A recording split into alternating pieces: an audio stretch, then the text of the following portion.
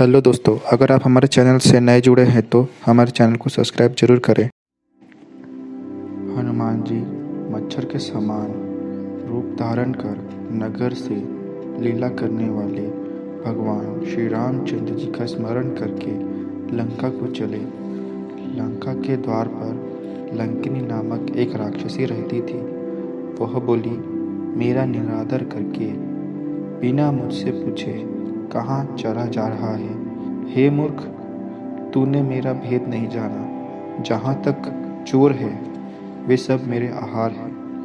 महाकवि हनुमान जी ने उसे एक घूंसा मारा, जिससे वह खून की उल्टी करती हुई पृथ्वी पर लुढ़क पड़ी। वह लंकिनी फिर अपने को संभाल कर उठी और डर के मारे हाथ जोड़कर विनती करने लगी। वह बोली, रावण को जब ब्रह्मा जी ने वर दिया था तब चलते समय उन्होंने मुझे राक्षसों के विनाश की यह पहचान बता दी थी कि जब तू बंदर के मारने से व्याकुल हो जाए तब तू राक्षसों का संहार हुआ जान लेना।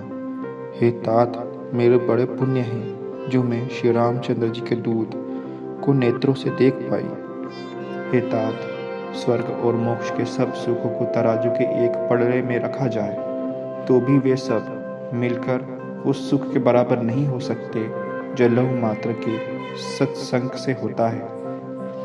अयोध्यापुरी के राजा श्री रघुनाथ जी को हृदय में रखते हुए नगर में प्रवेश करके सब काम कीजिए। उसके लिए विष अमृत हो जाता है, शत्रु मित्रता करने लगते हैं, समुद्र गाय के खुर के बराबर हो जाता है, अग्नि में शीतलता आ जाती है। और हे गरुड़ जी, सुमेरु पर्वत उसके लिए रज के समान हो जाता है, जिसे श्री रामचंद्र जी ने एक बार कृपा करके देख लिया है। तब हनुमान जी ने बहुत ही छोटा रूप धारण किया और भगवान का स्मरण करके नगर में प्रवेश किया। उन्होंने एक एक महल की खोज की, जहाँ तहाँ असंख्य योद्धा देखे। फिर वे रावण के महल में गए। वह अत्यंत विचित्र था, जिसका वर्णन नहीं हो सकता था। हनुमान जी ने उसको शयन किए देखा, परंतु महल में जानकी जी नहीं दिखाई दी। फिर एक सुंदर महल दिखाई दिया। वहाँ भगवान का एक अलग मंदिर बना हुआ था। वह महल श्री राम जी के आयुध धनुष बाण के चिन्ह से अंकित था। उसकी शोभा वर्णन नहीं की जा सकती। वह नवीन नवीन तुलसी के वृक्ष समूह को देखकर कपिराज श्री हनुमान हर्षित हुए। लंका तो राक्षसों के समूह का निवास स्थान है, यहाँ सज्जन का निवास कहाँ? हनुमान जी मन में इस बात का तर्क करने लगे। उसी समय विभीषण जी जागे। उन्होंने राम नाम का स्मरण किया। हनुमान जी ने उन्हें सज्जन जाना और हृदय में हर्षित हुए। इनसे हट करके परिचय करूंगा, क्योंकि साधु से कार्य की हानि नहीं होती है। ब्राह्मण का रूप धरकर हनुमान जी ने उन्हें वचन सुनाए। सुनते ही विभीषण जी उठकर वहां आए, प्रणाम करके कुशल पूछी और कहा कि हे ब्राह्मण देव, अपनी कथा समझा कर कहिए। क्या आप हरि भक्त में से कोई है?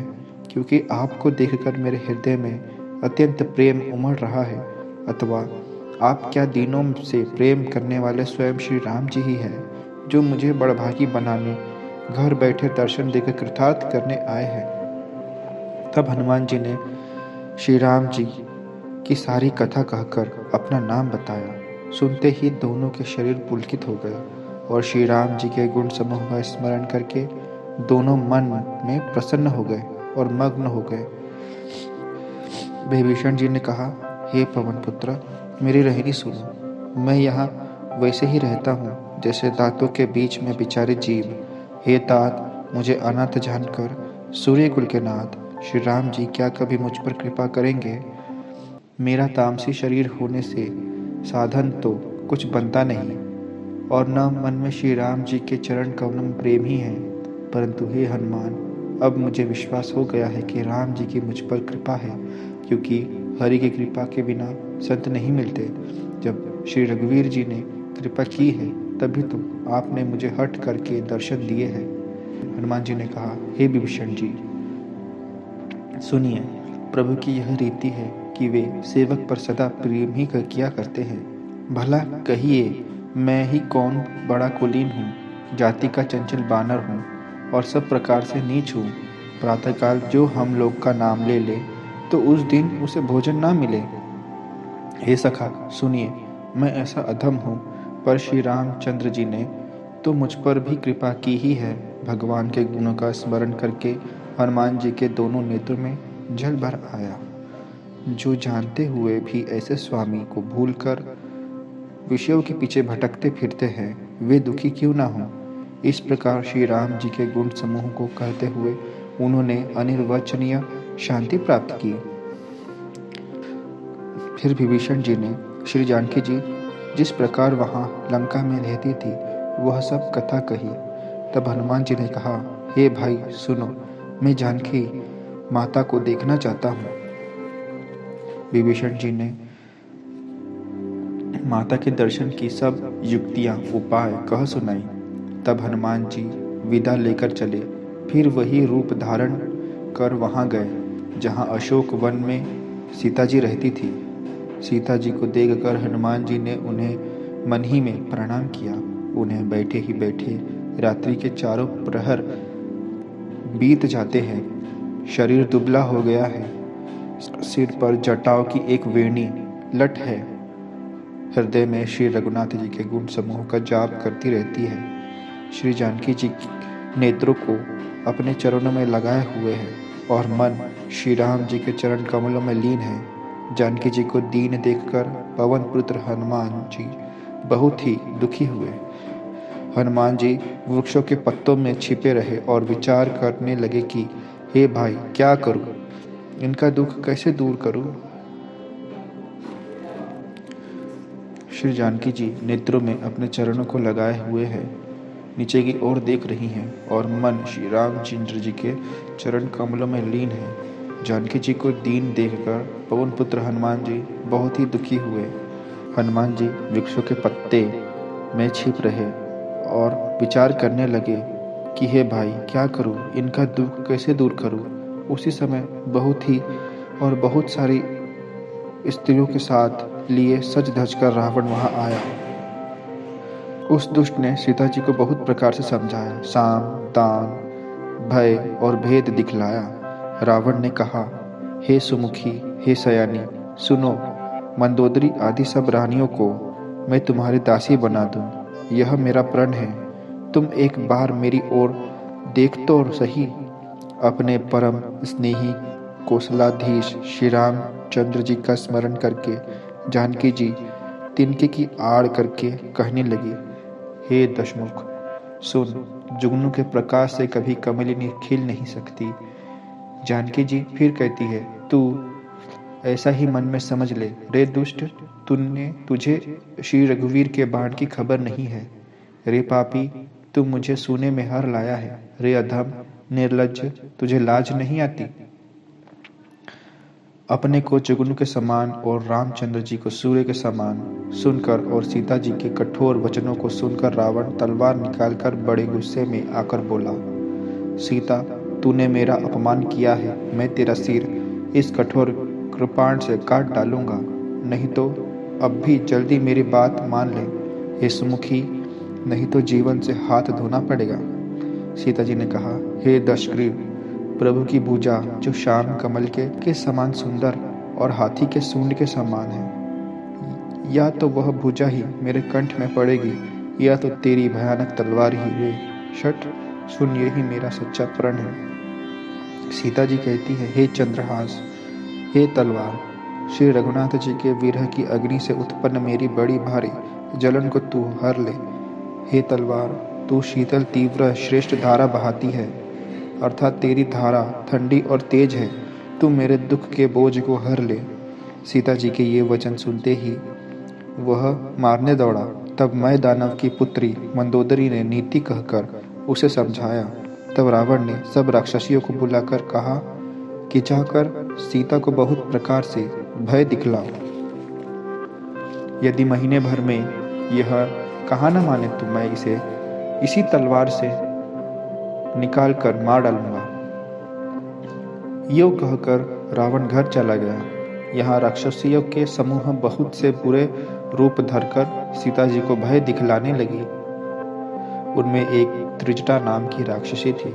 उनकी श्री रामचंद्र जी के चरणों में प्रीति थी और वह विवेक में निपुण थी।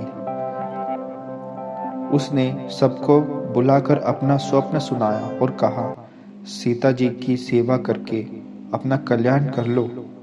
स्वप्न में मैंने देखा कि एक बंदर लंका जला दी, राक्षसों की सारी सेना मार डाली गई। रावण नंगा है और गधे पर सवार है, उसके सिर मुंडे हुए हैं, 20 भुजाएं कटी हुई है। इस प्रकार से वह दक्षिण यमपुरी की दिशा को जा रहा है और मानो लंका विभीषण ने पाई है। नगर में श्री रामचंद्र जी की दुहाई फिर गई। तब प्रभु ने सीता को बुला भेजा। मैं पुकार कर कहती हूँ कि यह स्वप्न 4 दिनों में सत्य होकर रहेगा। उसके वचन सुनकर वे सब राक्षसियां डर गई और जानकी जी के चरणों पर गिर पड़ी। तब वे सब जहां तहां चली गई। सीता जी मन में सोच करने लगी कि 1 महीना बीत जाने पर नीच राक्षस रावण मुझे मारेगा। सीता जी हाथ जोड़कर त्रिजटा से बोली, हे माता, तू मेरी विपत्ति संगिनी है। जल्दी कोई ऐसा उपाय कर जिससे मैं शरीर छोड़ सकूं। विरह असह हो चला है, अब यह सहा नहीं जाता। काठ लाकर चिता बनाकर सजा दे हे माता, फिर उसमें आग लगा दे। हे सयानी, तू मेरी प्रीति को सत्य कर दे। रावण की शूल के समान दुख देने वाली वाणी कानों से कौन सुने। सीता जी के वचन सुनकर त्रिजटा चरण पकड़कर उन्हें समझाया और प्रभु का प्रताप, बल और सुयश सुनाया। उसने कहा, हे सुमुखी, हे सुकुमारी, सुनो, रात्रि के समय आग नहीं मिलेगी। ऐसा कहकर वह अपने घर चली गई। सीता जी कहने लगी, विधाता ही विपरीत हो गया है। न आग मिलेगी न पीड़ा मिटेगी।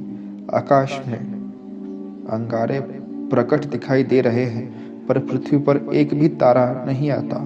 चंद्रमा अग्निमय है, किंतु वह भी मानो मुझे हतभागिनी जानकर आग नहीं बरसाता। हे अशोक वृक्ष, मेरी विनती सुन, मेरा शोक हर ले और अपना नाम सत्य कर। तेरे नए नए कोमल पत्ते अग्नि के समान हैं। अग्नि दे, विरह रोग का अंत मत कर, अर्थात विरह रोग को बढ़ाकर सीमा तक न पहुंचा। सीता जी को विरह से परम व्याकुल देखकर वह क्षण हनुमान जी को कल्प के समान बीता। तब हनुमान जी ने हृदय में विचार करके अंगूठी डाल दी, मानो अशोक ने अंगार दे दिया।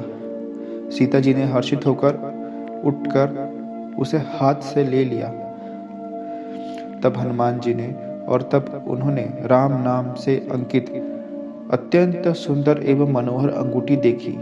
अंगूठी को पहचानकर सीता जी की आश्चर्यचकित होकर उसे देखने लगी और हर्ष तथा विषाद से हृदय में अकुला उठी। वे सोचने लगी, श्री रघुनाथ जी तो सर्वथा अजेय है, उन्हें कौन जीत सकता है और माया से ऐसी अंगूठी बनाई नहीं जा सकती। सीता जी मन में अनेक प्रकार के विचार कर ही रही थी। इसी समय हनुमान जी मधुर वचन बोले। वे श्री रामचंद्र जी के गुणों का वर्णन करने लगे, जिनके सुनते ही सीता जी का दुख भाग गया। वे कान और मन लगाकर उन्हें सुनने लगी। हनुमान जी ने आदि से लेकर सारी कथा कह सुनाई। सीता जी बोली, जिसने कानों के लिए अमृतमय यह सुंदर कथा कही, वह हे भाई प्रकट क्यों नहीं होता। तब हनुमान जी पास चले गए। उन्हें देखकर सीता जी फिर कर मुख फेर कर बैठ गई। उनके मन में आश्चर्य हुआ। हनुमान जी ने कहा, हे माता जानकी, मैं श्री रामचंद्र जी का दूत हूँ। करुणा निधान की सच्ची शपथ करता हूँ। हे माता, यह अंगूठी मैं ही लाया हूँ। श्री राम जी ने मुझे अपने आपके कार्य के लिए यह शहीदानी निशानी या पहचानी दी है। सीता जी ने पूछा, नर और बानर का संग कहो कैसे हुआ। तब हनुमान जी ने जैसे संग हुआ था वह सब कथा कही। हनुमान जी के प्रेम युक्त वचन सुनकर सीता जी के मन में विश्वास उत्पन्न हो गया। उन्होंने जान लिया कि यह मन, वचन और कर्म से कृपा सागर श्री रघुनाथ जी का दास है। भगवान का जन जानकर अत्यंत गाढ़ी प्रीति हो गई। नेत्रों में जल भर आ गया और शरीर अत्यंत पुलकित हो गया। सीता जी ने कहा, हे हनुमान, हे तात हनुमान, विरह सागर में डूबती हुई मुझको तुम जहाज हुए। मैं बलिहारी चाहती हूँ।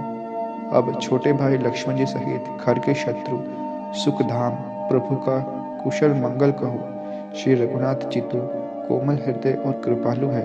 फिर हे हनुमान, उन्होंने किस कारण यह निष्ठुरता धारण कर ली है? सेवक को सुख देना उनकी स्वाभाविक बान है।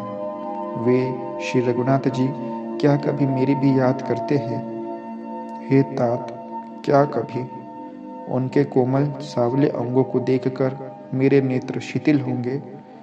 मुंह से वचन नहीं निकलता, नेत्रों में जल भर आया। बड़े दुख से वे बोली, हाँ नाथ, आपने मुझे बिल्कुल ही भुला दिया।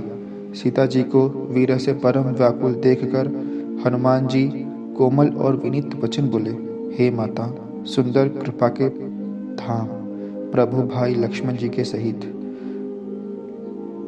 कुशल है, परंतु आपके दुख से दुखी है। हे माता, मन में ग्लानि न मानिए। श्री रामचंद्र जी के हृदय में आपसे दूना प्रेम है। हे माता, अब धीरज धरकर श्री रघुनाथ जी का संदेश सुनिए। ऐसा कहकर हनुमान जी प्रेम से गदगद हो गए। उनके नेत्रों में जल भर आया। हनुमान जी बोले, श्री रामचंद्र जी ने कहा है कि हे सीते, तुम्हारे वियोग में मेरे लिए सभी पदार्थ प्रतिकूल हो गए हैं। वृक्ष के नए नए कोमल पत्ते मानो अग्नि के समान, रात्रि काल रात्रि के समान, चंद्रमा सूर्य के समान हो गया है, और कमलों के वन भालों के वन के समान हो गए हैं। मेघ मानो खौलता हुआ तेल बरसाते हैं। जो हित करने वाले थे वे ही अब पीड़ा देने लगे हैं। त्रिविध शीतल मंद सुगंध वायु सांप के श्वास के समान हो गई है। मन का दुख कह डालने से भी कुछ घट जाता है, पर कहूँ किससे? यह दुख कोई जानता नहीं है। हे प्रिय, मेरे और तेरे प्रेम का तत्व एक मेरा मन ही जानता है, और वह मन सदा तेरे ही पास रहता है। बस मेरे प्रेम का सार इतने में ही समझ ले। प्रभु का संदेश सुनकर और सुनते ही जानकी जी प्रेम में मग्न हो गई। उन्हें शरीर की सुध न रही। हनुमान जी ने कहा, हे माता, हृदय में धैर्य धारण करो और सेवक को सुख देने वाले श्री रामचंद्र जी का स्मरण करो। श्री रघुनाथ जी की प्रभुता को हृदय में लाओ और मेरे वचन सुनकर कायरता छोड़ दो। राक्षसों के समूह पतंग के समान और श्री रघुनाथ जी के बाण अग्नि के समान है। हे माता, हृदय में धैर्य धारण करो और राक्षसों को जला ही समझो। श्री रामचंद्र जी ने यदि खबर पाई होती तो वे विलंब न करते। हे जानकी जी, राम बाण रूपी सूर्य के उदय होने पर राक्षसों की सेना रूपी अंधकार कहाँ रह सकती है? हे माता, मैं आपको अभी यहाँ से लिया जाऊं, पर श्री रामचंद्र जी की शपथ है, मुझे प्रभु की आज्ञा नहीं है। हे माता, कुछ दिन और धीरज धरो। श्री रामचंद्र जी वानर सहित आवेंगे और राक्षसों को मारकर आपको ले जाएंगे। नारद आदि ऋषि मुनि तीनों लोकों में उनका यश गावेंगे। सीता जी ने कहा, हे पुत्र, सब वानर तुम्हारे ही समान होंगे। राक्षस तो बड़े बलवान योद्धा है, अतः मेरे हृदय में बड़ा भारी संदेह होता है। यह सुनकर हनुमान जी ने अपना शरीर प्रकट किया। सोने के पर्वत के आकार का अत्यंत विशाल शरीर था, जो युद्ध में शत्रुओं के हृदय में भय उत्पन्न करने वाला था। अत्यंत बलवान और वीर था। तब उसे देखकर सीता जी के मन में विश्वास हुआ। हनुमान जी ने फिर छोटा रूप धारण कर लिया। हे माता, सुनो, वानरों में बल बुद्धि नहीं होती, परंतु प्रभु के प्रताप से बहुत छोटा सर्प भी गरुड़ को खा सकता है। अत्यंत निर्बल भी महान बलवान को मार सकता है। भक्त प्रताप, तेज और बल से सनी हुई हनुमान जी की वाणी सुनकर सीता जी के मन में संतोष हुआ। उन्होंने श्री रामचंद्र जी के प्रिय जानकर हनुमान जी को आशीर्वाद दिया कि हे तात, तुम बल और शील के निधान हो। हे पुत्र, तुम अजर, अमर और गुण के खजाने हो। श्री रघुनाथ जी ने तुम पर बहुत कृपा करेंगे। प्रभु कृपा करे, ऐसा कानों से सुनते ही हनुमान जी पूर्ण प्रेम में मग्न हो गए। हनुमान जी ने बार बार सीता जी के चरणों में सिर नवाया और फिर हाथ जोड़कर कहा, हे तात, अब मैं कृतार्थ हो गया। आपका आशीर्वाद अमोघ है, यह बात प्रसिद्ध है। हे माता, सुनो, सुंदर फल वाले वृक्षों को देखकर मुझे बड़ी ही भूख लगी आई है। सीता जी ने कहा, हे बेटा सुनो, बड़े भारी योद्धा राक्षस इस वन की रखवाली करते हैं। हनुमान जी ने कहा, हे माता, यदि आप मन में सुख माने तो मुझे उनका भय तो बिल्कुल ही नहीं है। हनुमान जी को बुद्धि और बल में निपुण देखकर जानकी जी ने कहा, जाओ हे तात, श्री रघुनाथ जी के चरणों को हृदय में धारण करके मीठे फल खाओ।